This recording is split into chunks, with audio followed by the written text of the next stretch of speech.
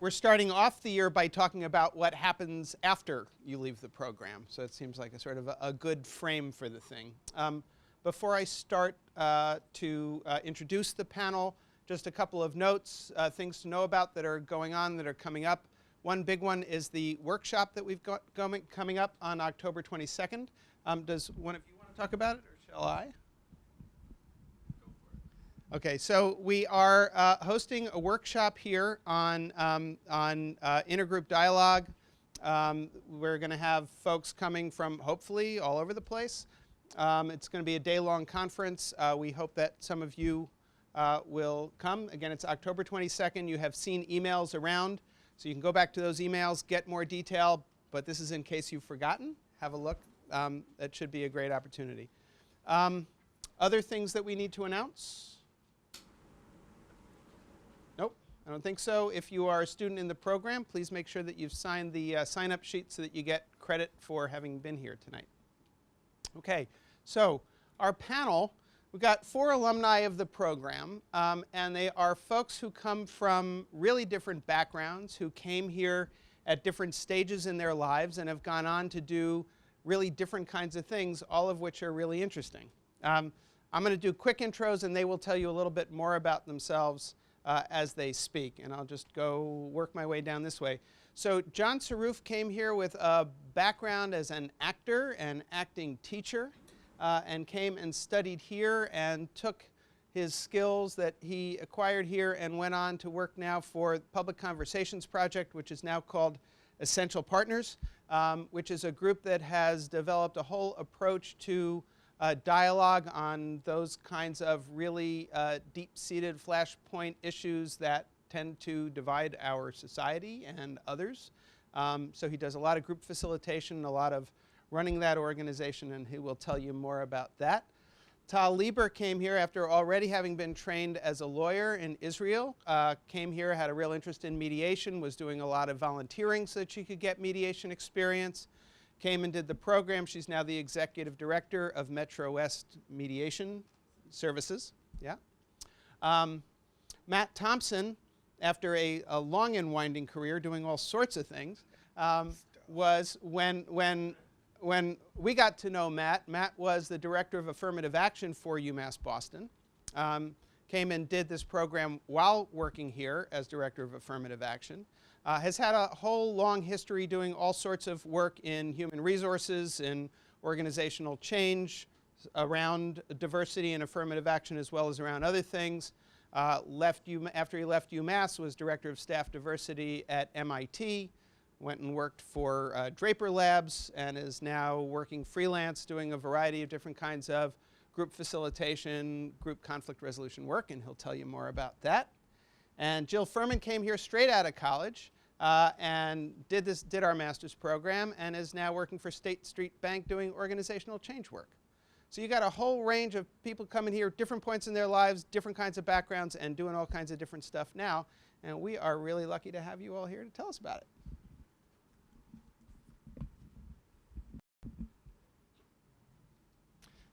Thank you for having me. Is this amplifying or just recording? It's amplifying. Okay, great. So I was here from 2004 to about 2007. And as Eben said, it was a career change for me. I had been in the theater. I had been an actor and a director and run some theaters, and had decided I wanted to go into this world and didn't know how. And I looked around for programs and came to this one.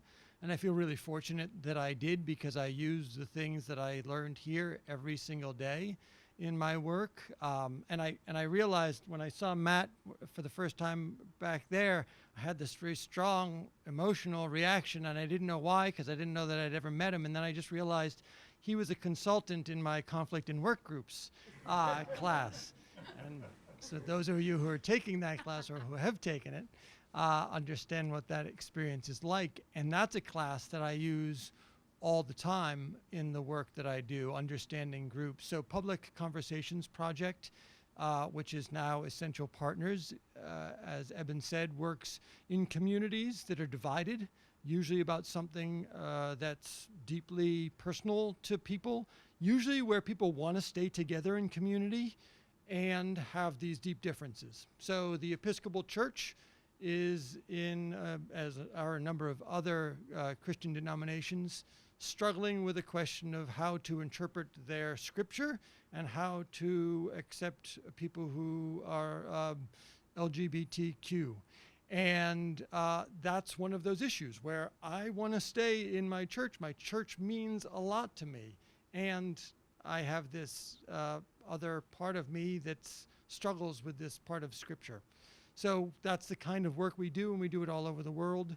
I do a lot of it in universities, and so I'm using, Susan Apatow isn't here anymore, but Susan's class in cross-cultural conflict and organizational conflict that I took with Dr. Matz, and on, and negotiation, which I'm teaching tonight up at Gordon College, which I took with with Darren. They're interchangeable in my mind. So anyway, I'll wrap up by saying that the work that I did here served me in terms of really understanding how to talk about this when I went looking for work. The network of students from here, my cohort, which I suggest that you stick with and talk to all the time and help each other out, because we've all of us stayed together in some ways.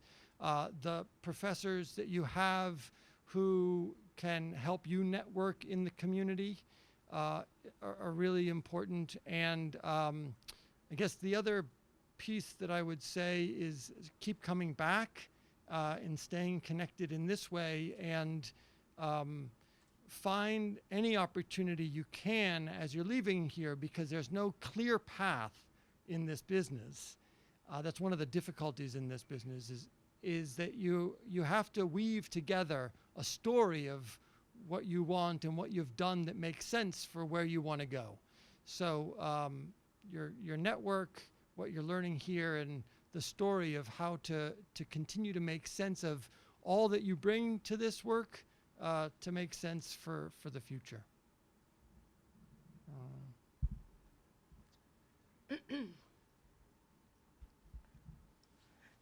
Is this good? Can you hear me?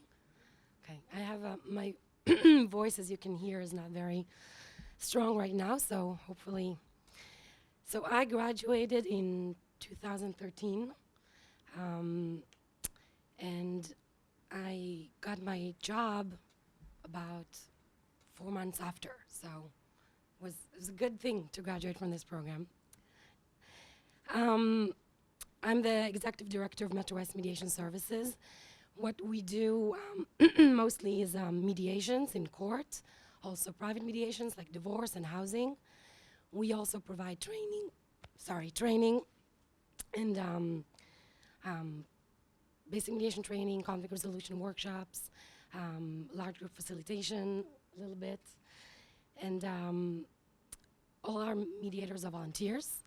And we're a small staff, so there's me and 2 case coordinators.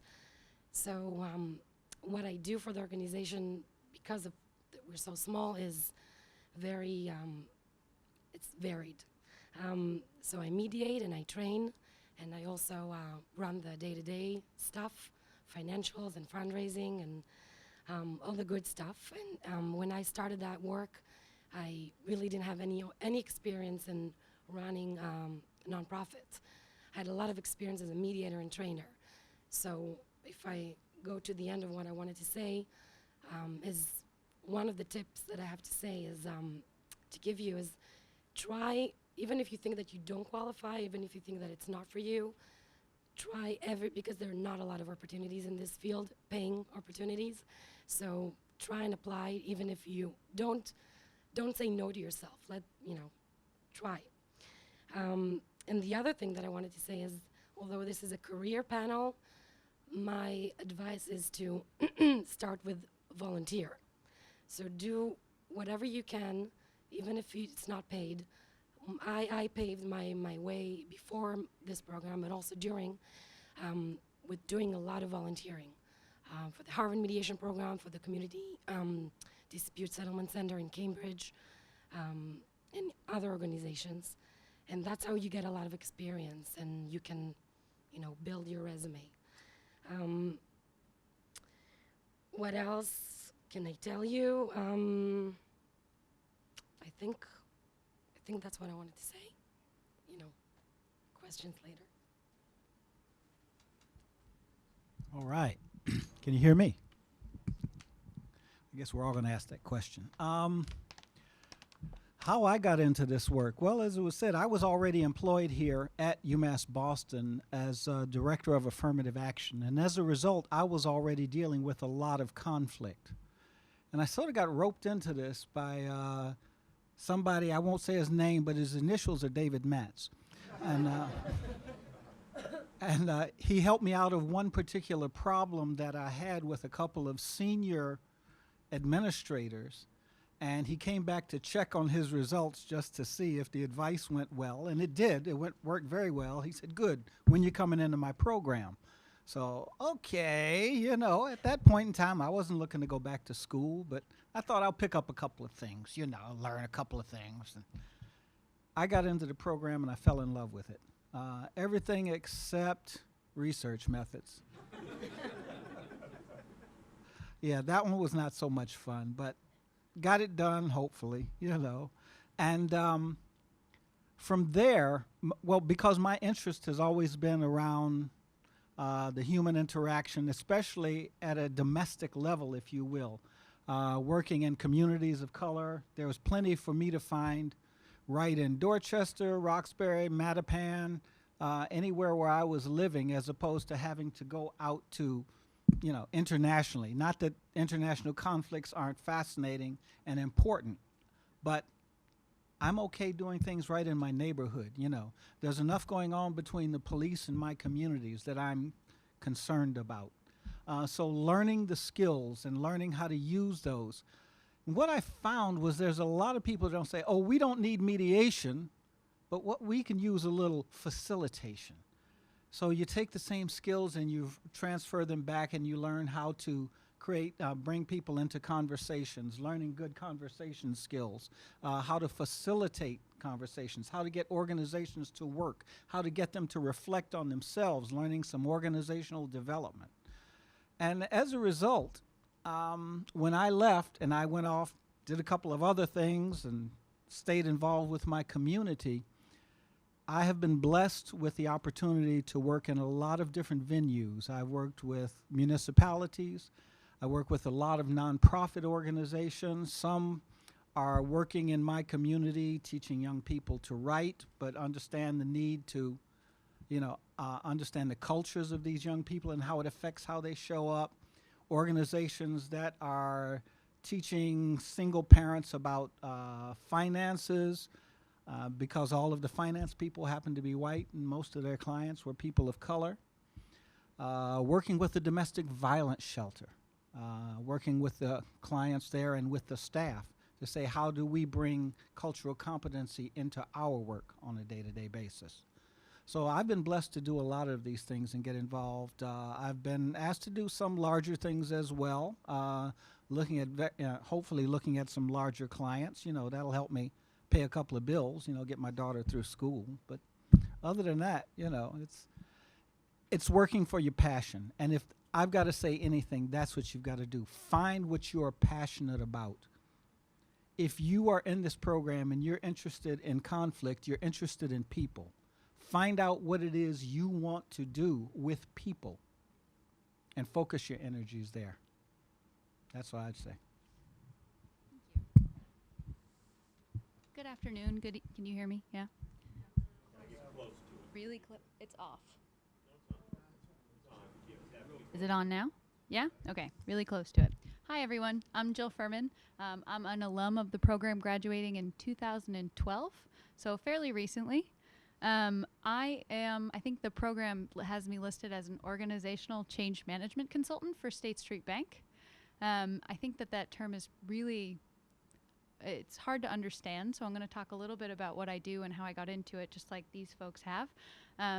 I volunteered quite a bit as a mediator. I worked on some public conversations project work. I worked for the Community Dispute Settlement Center. I mediated in Quincy. I volunteered on the board of directors for NEACR, and continued that work quite a bit after I graduated. I got really frustrated. It's a lot of volunteering. It's a lot of unpaid work. It's a lot of underpaid work, even if you are being paid. And I found that I was having a really difficult time navigating a career in this field. I love the work. I love my classes. I love my coursework. My professors were fantastic. But I was really frustrated when I left the program. And now that I'm 4 years out, almost 5, one of the realizations that I've had in my role, and I'll talk about it in a moment, is that I was looking for jobs post-graduation with the best way to describe it and the most simple way to describe it was jobs with keywords that were things like conflict or dispute resolution, right? And so I would go on to whatever job sites or whatever organizations I could find, and I would be typing these things in: mediator, facilitator, conflict, and I was really not successful. And ultimately, what I ended up doing was I settled. I took a job referred by a friend for a project management position. And I don't know how many of you are familiar with what project management is, but I definitely am not a project manager. I'm not a taskmaster. I don't hold deadlines. I don't really actually particularly like detail. I was very, very bad at it. Horrible at it. And what ended up happening to me was I took this job because I needed a job. And I found in this role, I work for State Street Bank. I work in corporate finance, of all places. I found that they were embarking on a large-scale transformation effort. So the financial services industry, post-2008, is changing pretty rapidly, and from my personal opinion, for the better, but from my professional opinion, for the worse. There's an increased amount of regulatory requirements for financial services industries, for the industry itself, and the levers that they traditionally would pull to make money or do business are no longer accessible to them. Again, personally, yay. Professionally, it's terrible. So ultimately, this transformation journey was a multi-year consultancy for me to help with change management, organizational change management. So my role at State Street in corporate finance is to handle the people side of change. So much to what Matt was just talking about. We're changing the way that the financial services industry is regulated, and therefore the way people, you, me, others that go to work at a bank or an insurance company, what they do every day. So if you show up to work on a Tuesday and you historically, pulled this lever and pushed this button, unfortunately that's not going to fly anymore. We're not allowed to do that. So how do we, with a company of say 30,000 people managing a bank account of $3 trillion, continue to make money, ultimately, but also to do our jobs in a way that we feel engaged, that we feel like we're working for a purpose, that we know how we need to work in order to meet those regulatory requirements that the Fed or that the state or that other regulatory authorities are putting and pushing down on us. So I do quite a bit of different things, everything from management consulting to employee engagement and development programs. I work on talent acquisition and talent acquisition strategies. So who are we hiring for the workforce of tomorrow? And what competencies are we identifying in those applicants? So maybe instead of hiring an economics MBA, we're hiring a finance undergrad with an art minor. Who would have thought, right? So trying to think outside the box, trying to be innovative, trying to be creative about changing the people and the behaviors that we used to work on and that we used to demonstrate in the past towards the future. Most recently, I designed a coaching and feedback training program. I'm rolling it out globally. So across the globe, we're in 30 different countries, so 1,600 people are going to see this training program and listen to me deliver it, which is great. But I can tell you that in designing it, sitting on my work bookshelf, I have Darren's Large Group Methods textbook. I had David Matz talking about Deborah Kolb's The Peacemaker in the back of my head. And I had Sheila Heen and Doug Stone's Coaching and Feedback referenced open with highlights on my desk, right? So as I think about this program and I think about my frustration and my struggle, I think that I misunderstood how to think about the skills and the theory and the information that I learned in this program, in that similar to, I think many of you, you've had success in the field. I didn't, and I got frustrated quite quickly. So I would say that I didn't leave the field, but rather I took it in a different direction, right? So I took the skills, I took the strategies, the theory, the coursework, the information, and I created a role for myself, granted it's in corporate for profit, doing the people side of change on a large scale, internationally, engaging in all of these topics that you all are learning and hearing about from professors and guest speakers and through textbooks and articles. So my advice to you, should you be, I'm fairly young in the program, but it's similar to what you hear here, it's try what and find what you like. These skills are so widely applicable, and trying to focus your attention on the conflict resolution discipline, it's very small. And as you heard from my colleagues and my peers, it's a hard field to break into. And what I found for myself is that there's so much more out there, and I didn't even know change management was a job.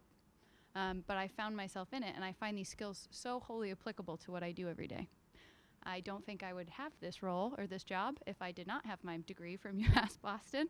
My manager frequently references that this is my area of expertise, and she's right. This is what we went to school for. So that's my advice to you. I'm happy to answer any questions. I'm happy to talk more about it. It's quite different from anything I had heard of prior to the program, so open to talking, answering questions, anything you want to talk about. Thank you all.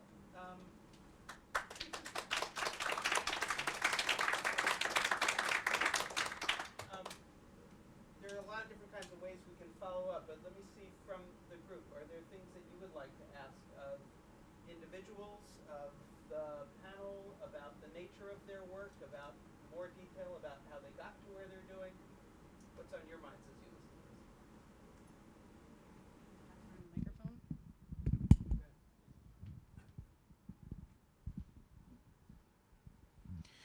Thank you all. So I'll start by asking Jillian. So you said that you were doing some searching online and you were using some keywords in terms of your search. So what did you really fine tune it as so that you were able to just kind of really hone into where you are now and better accurately, I guess, dot the I's and cross the T's? So what were those keywords that you were able to really connect the dots? Yeah, so when I ended up in the position that I'm in, it was unfortunately, and I remember so many guest speakers in my courses saying it just happened, or it was serendipitous, or I ran into the right person.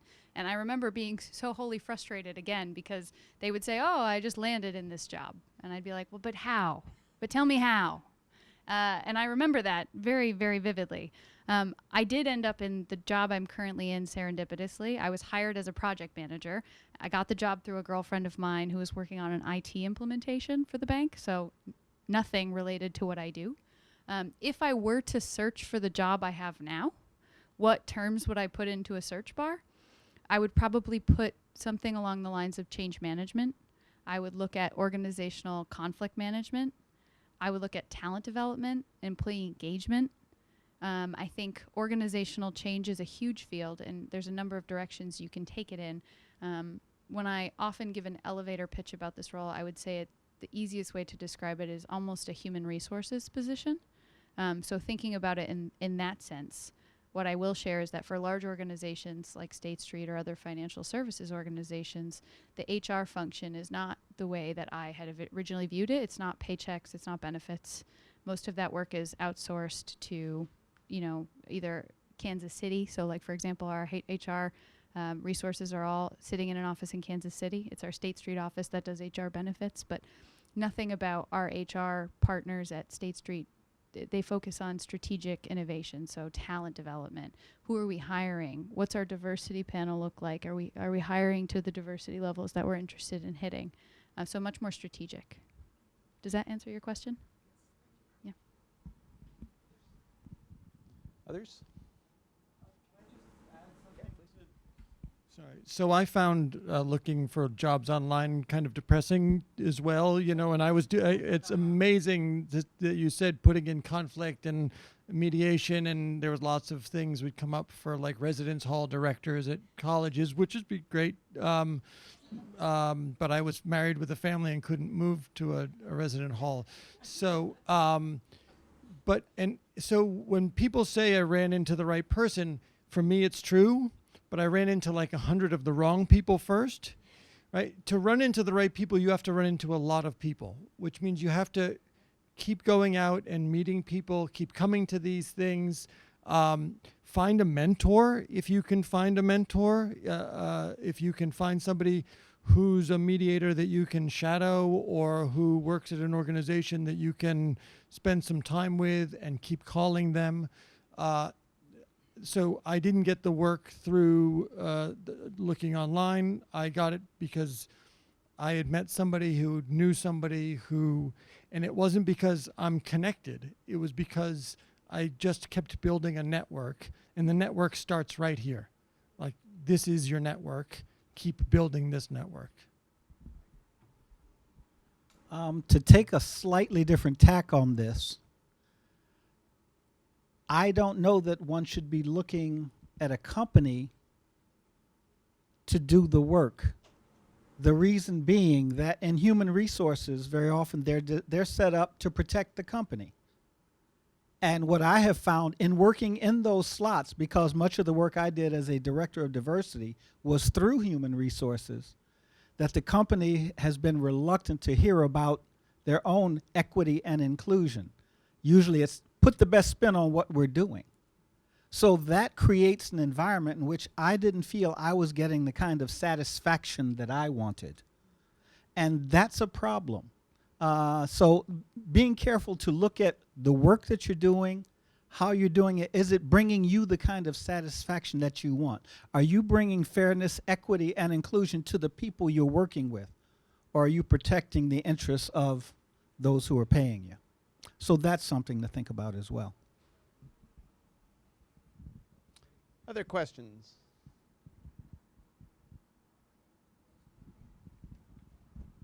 So I'll ask a question, and anyone who wants to can answer it. I imagine those of you who are in sort of management type positions of conflict resolution practitioner places might be especially interesting to hear. So I'm interested in what kinds of skills you rely on among your employees, that you rely on every day, in addition to the obvious ones of being a good mediator. What other things might people coming out of a graduate program have that would especially make you say, wow, that's what I need?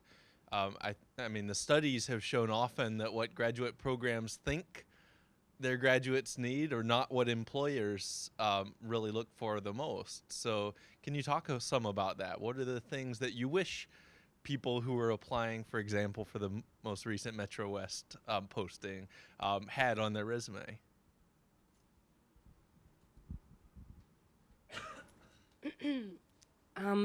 So what I'm most looking in people that are applying to the, so it's a good question. Or that you rely on a Yeah. daily basis among your staff?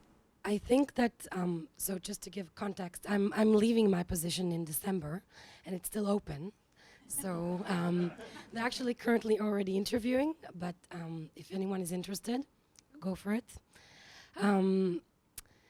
I think what I learned so for me, managing people was a rather new skill or experience. I haven't done that before. And, you know, as a mediator and a trainer, you think that you have all those great skills, that you're a people person, that you know how to relate to people. But then working in a small organization and with different, you know, with employees and also with volunteers, you really learn how much really listening is important, and how much not assuming. So we all, I think, and I made the mistake and had to learn from it. I assume that people know what I mean, that, you know, have good intentions and I mean well. And I think that's, you know, the ladder of inference that we all know. I learned, you know, the hard way that it's really important not to assume and to ask questions about what people are, you know, what's important to them, what they're looking for, what they think that I'm, you know, doing, or what my intentions are, and then reflecting back and really just the basic skills of a mediator. We use it on a day-to-day basis. So that's why we always say to people who take the basic mediation training, it's not really just for mediators. It's really basic skills that I'm still struggling on how to use them at home with my husband and my kids. But I think I'm getting a little bit better at work. So really the basic skills, I would say those are your go-to in the work, but also in, of course, when you mediate. And I don't know if that's what you meant by your question, but if anyone wants to. I mean, project management, a good writer, because we're always writing grants. And there's an idea that once you're in one of these positions that you're like all day you're facilitating and mediating, and like, no, if you can do it 20% of the time, you're doing great, right? You're always administrating, you're always planning projects, collaborating. So you have to have those skills and be a really good collaborator. And the other thing about volunteering, which isn't just about a resume line, it's about having experience in the chair. Like somebody who feels like they could hold a room or could be in the chair and can tell some stories about their work and about moments that they've struggled through. John, I'm sorry, could you just say in a little bit more detail what your organization does? The kind of Sure. work that you do? So we facilitate dialogues in divided communities. We do it largely in faith communities, in universities, and higher education, and in cities and towns. We also just do some internationally. So we're collaborating with UMass and the Nigeria project.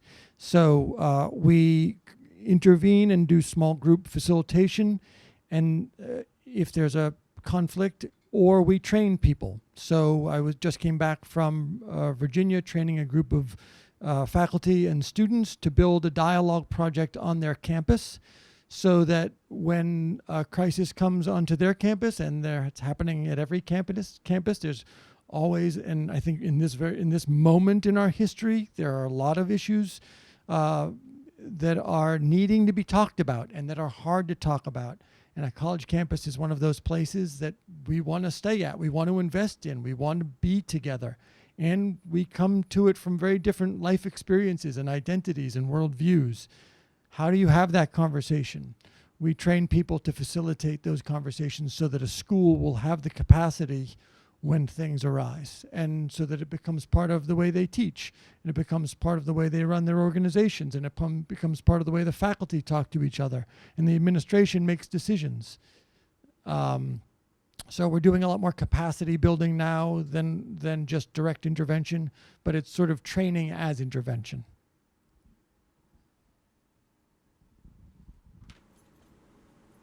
Hi, thank you all for your time. I'm Steve. And I'm grateful that you've confirmed for me not to quit my day job.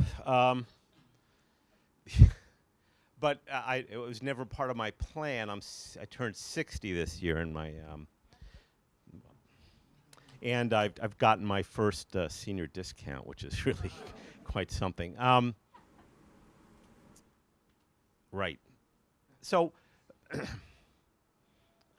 I have been looking for years for my retirement career. I don't play golf, and I don't want to learn. So, I've been looking for things to do, and it's a very long story, and there are a bunch of different areas that interest me, and this is one I keep circling back to. And so I don't know that any of you are old enough to actually have any thoughts on this, but that's what I'm thinking of doing. I'm thinking of going to school, do it as a retirement career. Supplementing my retirement income would be lovely, though unrealistic, at least for the first 15 or 20 years. So I just, some thoughts on that. Well, since I'm probably the oldest up here, I wasn't going to say it. but I'm older than you. I just turned 69, so it is a passion. Yeah, it is a passion. Am I retired? I don't consider myself retired, but I enjoy getting up every day. I enjoy going out and doing the things. I enjoy taking the risks, going out into the community, being able to go that extra step. I was able to pull together a group of people in a confidential conversation, representatives from the ACLU, NAACP, Boston Police Department, the Minority Law Enforcement Association, the Boston Public Schools, and have them begin a conversation to talk. We'll see wherever that goes, but they were willing to at least try to come to the table to talk about things. To wake up, to have, you know, a couple of skills, a couple of contacts, to be able to have that happen with no expectation of anything other than hopefully they'll be able to go out and do something different at this point in time in life is fabulous. So, welcome. I don't think I can top that. I truly don't, but I can speak to the joy that I get from going to work every day. I love people. I'm a very outgoing person. I always have been. I could talk to any of you for probably longer than you'd like. And ultimately what I find is very similar in that I work for a for-profit bank, which I find sometimes morally questionable.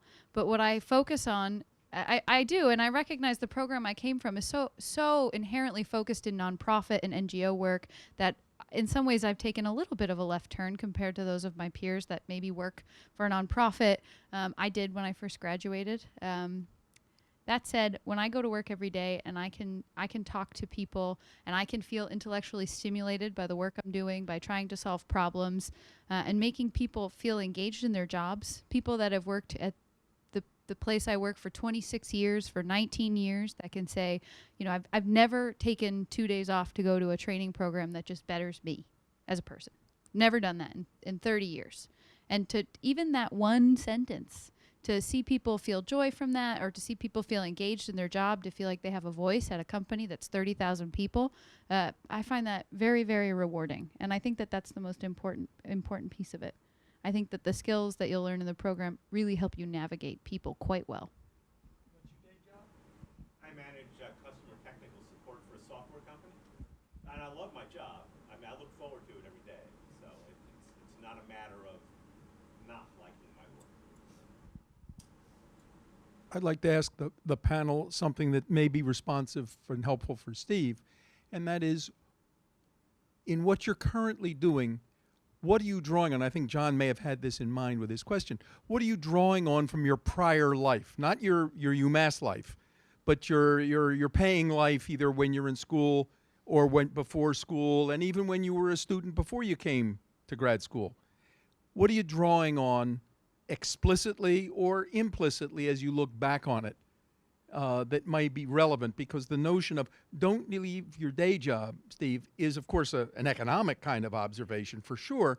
It also means you're doing a lot in that day job that may be useful as you move into this next phase. So the question is, what is useful? I mean, it's easy to say the generalization. What are the particulars that you folks have drawn on? To address that, I'll take the liberty of going first on this one, because while I've denigrated some of the for-profit companies, one can make a difference inside these companies. One can help people overcome the institutional racism and barriers that are involved in how these companies are made. You can make that kind of difference in those companies. And that can bring you a lot of satisfaction as well.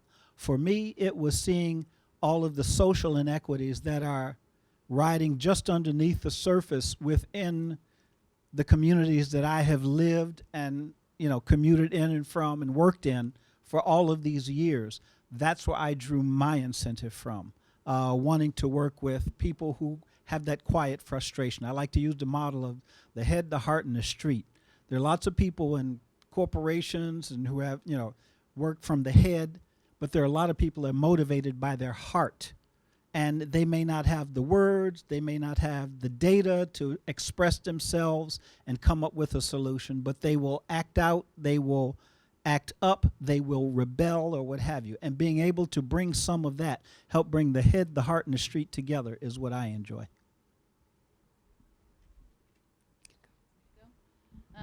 If I understand the question correctly, I think from my perspective, having no professional experience or very limited professional experience before coming into the program, drawing on, I think, an intellectual curiosity for people, and never having worked for an organization bigger than, say, 50, walking into State Street's front door and seeing, a 30,000 person strong organization that makes boatloads of money, from an internal perspective was, there was a lot of work to do. So seeing that a company could be that successful and yet have that much opportunity to improve was pretty shocking to me.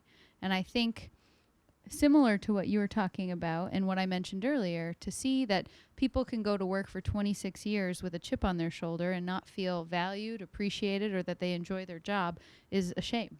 I think with a company that's successful, I think that's truly a shame. And I think that there's so many easy things, so many simple triggers that you can pull to make it so that people feel as though they're contributing, they're making a difference, regardless of the moral compass, and that they can go home feeling accomplished, achieved, that they're doing well in their respective career. One example that I'll give you, I was running a training program on organizational culture. We've been doing it for 2.5 years.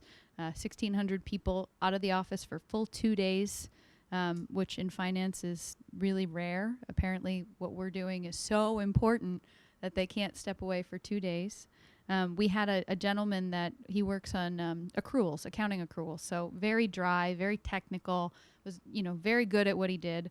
And he was sitting in a training program, and we asked participants to be here now. Put your BlackBerry away or your iPhone away, your work iPhone too, and sit with your feet flat on the floor, close your eyes. We played some music in this training program, and people looked at us like we had 6 heads. What are we doing? We work in accounting, corporate accounting, and we're sitting with our feet on the floor, we're in jeans, we're listening to Enya, and we're, with our eyes closed, breathing, listening to someone speak to me about being here now with a quiet, uninterrupted, open mind. And to have that person come up to you at the end of the program and say, that was the most different thing I've done in 20 years here, and by far the most valuable. Have you read the book, One Moment Meditation, I think it is? Oh, I haven't. Fabulous. Good I'll take a look. But ultimately, just to see that transformation, I think, is what I draw on, right? To see that people can show up to work and actually have a good time. That's amazing. So that's how I make my day work. And creating aha moments for the leadership of those organizations, where they can get it. That's great. That insight is fabulous. I'm going to take a different approach to your question. I don't know if that's what you meant, but my background was in law, and I loved learning. I loved studying law, but I didn't like practicing it. So I think the best thing that I got from that is what I don't want to do. And I didn't want to work around procedural laws all the time and find ways to manipulate the law and people and the system. And I had not a lot of experience as a lawyer. I moved to the U.S. I, by accident, actually found out about this mediation course at Stanford, where my husband studied, and I loved it. And it was kind of a aha moment for me. Still working with conflict and how to resolve it, but in a completely different way. And then I just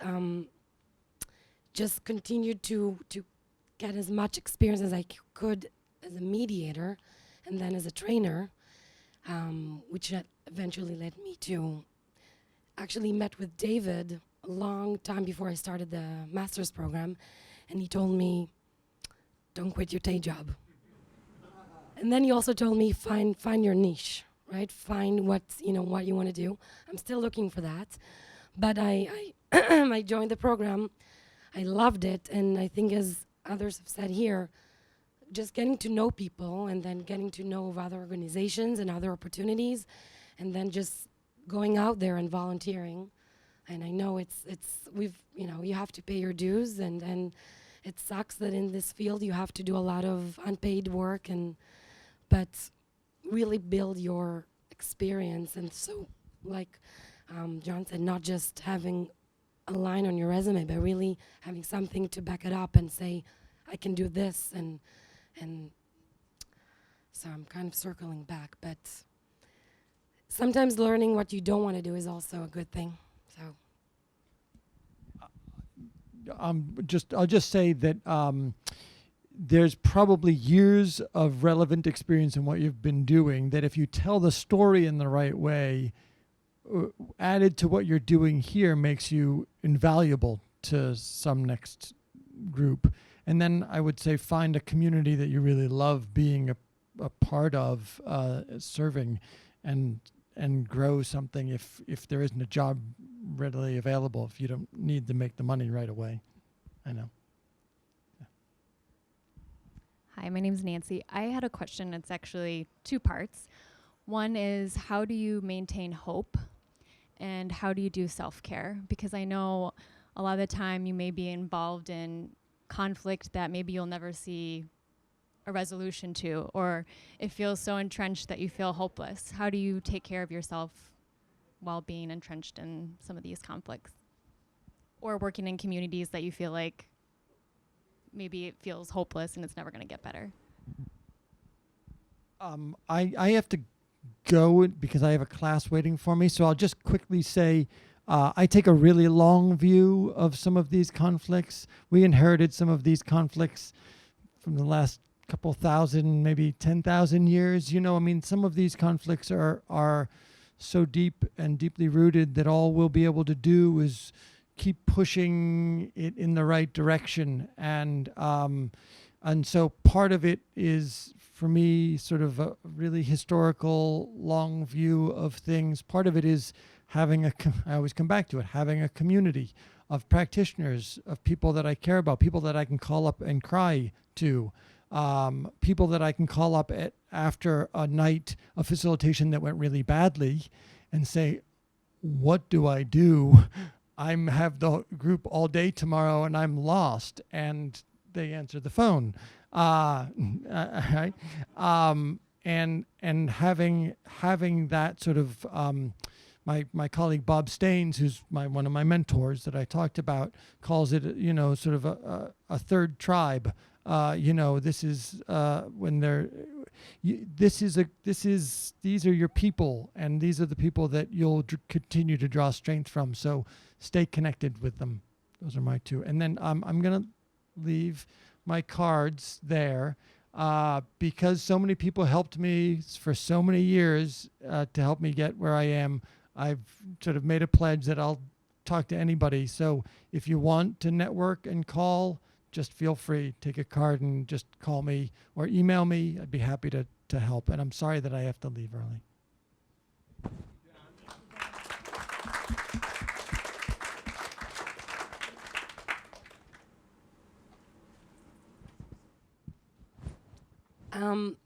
The conflict that I work with, or the organization works with, is more personal and immediate, and we do mediations and small claims summary process, some harassment prevention orders and divorce, and in all this, even in small claims, you can get a case and you're just, it gets you, even if they got an agreement or if they didn't, really, sometimes it doesn't matter.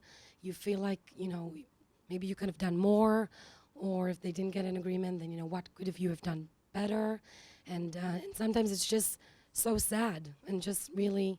So I think, like John said, is first of all, find people that you can talk about. So of course we promise confidentiality, but we keep it in the program. So we debrief after the mediation, and we share, and we give feedback, and we just vent. And then also remind myself that even if they didn't get an agreement, they still got some value. They still got heard. And I know it's like a cliche, but it's really, you can see it how much, and sometimes when we get the feedback, evaluation from the participants, they say it so many times. They got heard. They feel better about just someone listening to them. Maybe they got a little bit more focused about what they really want, what's what's most important to them. And then even the judges and the clerk magistrates in court say that even if they didn't come to an agreement in mediation, they still come more prepared, more focused, more confident sometimes. So you help them even just by going through the process. And you help yourself by seeing that, it actually works. Sorry, this is annoying. Find, of course, you can't really talk about it with people at home, so find people that you feel comfortable talking with and that can, pick you up if it was a hard case. What helps me get through is that I have a collection of about 30 different types of rum, which I can fall back to if necessary.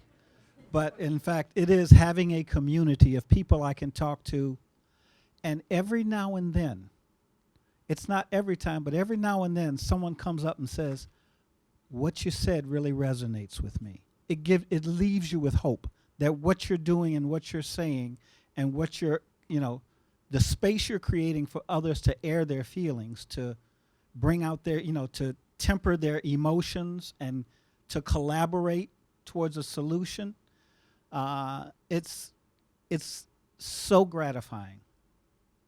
I can't say how much that is. That's even better than the rum.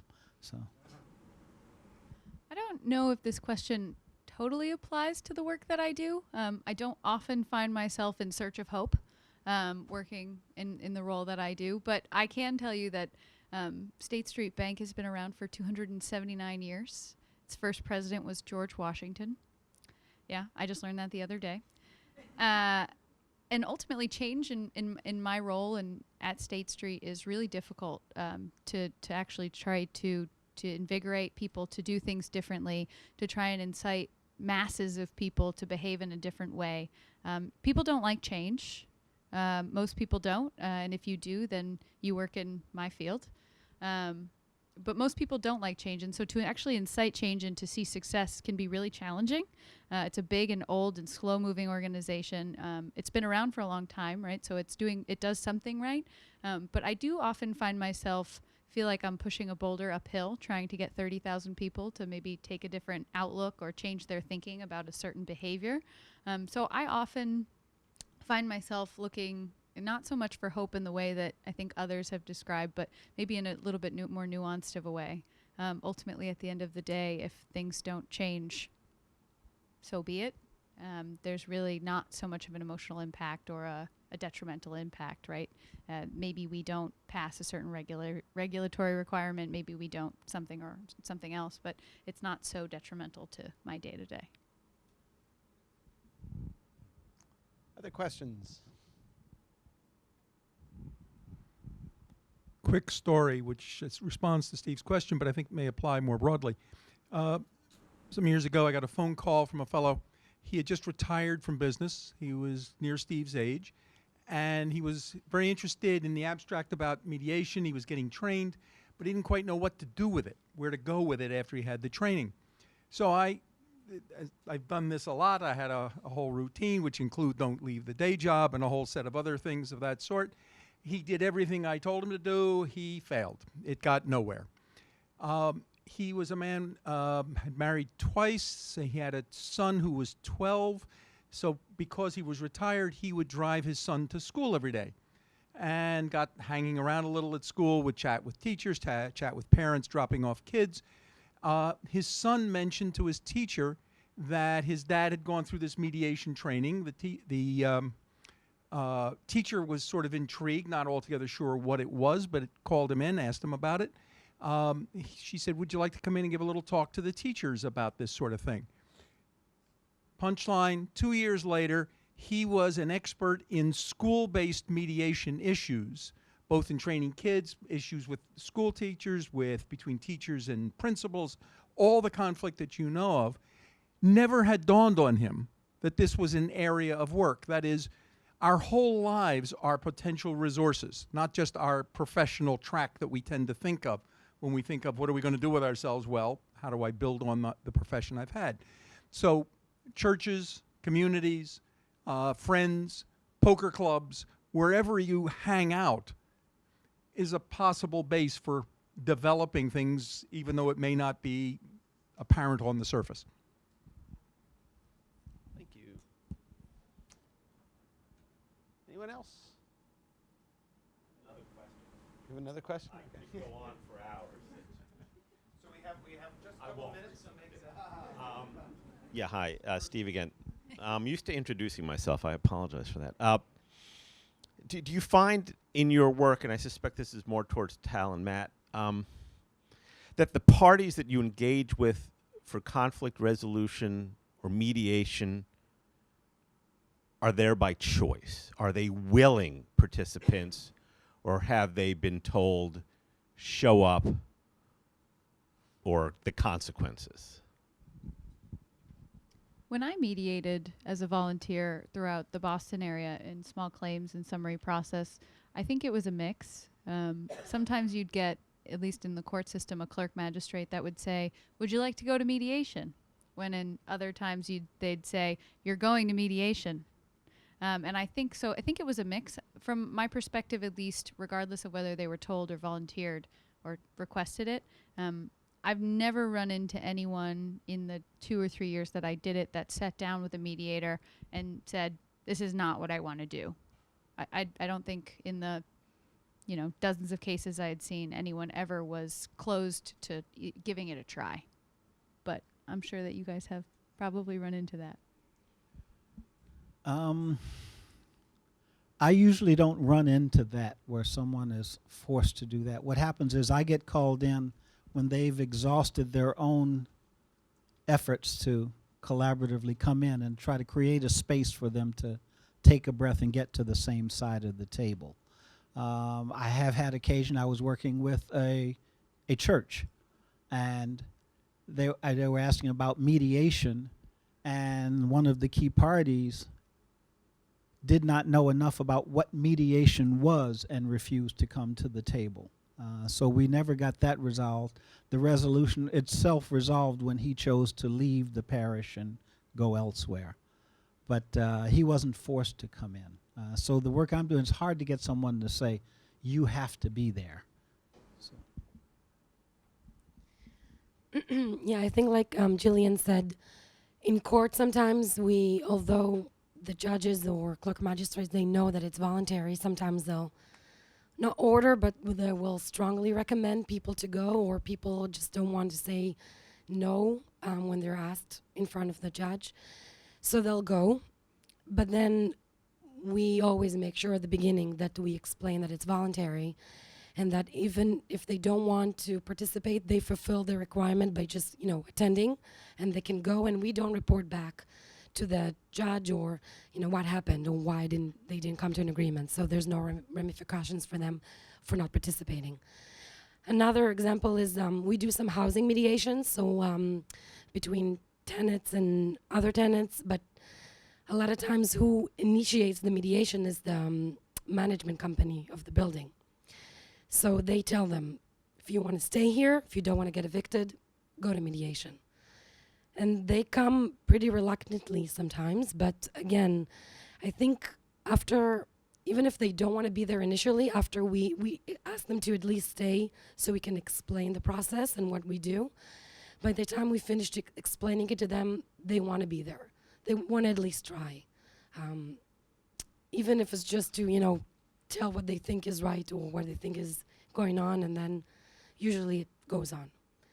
But we never proceed with the mediation if we have any, thought that someone doesn't want to be there. It's just not. It's the core principle, as you know.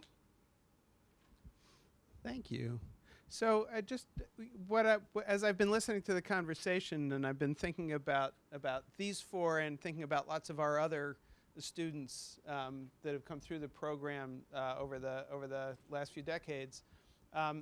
And they're really representative. And I'm thinking about, there are people who, so Tal and John work for organizations that explicitly do conflict resolution, right? So your day job is doing conflict resolution and running a program that does conflict resolution.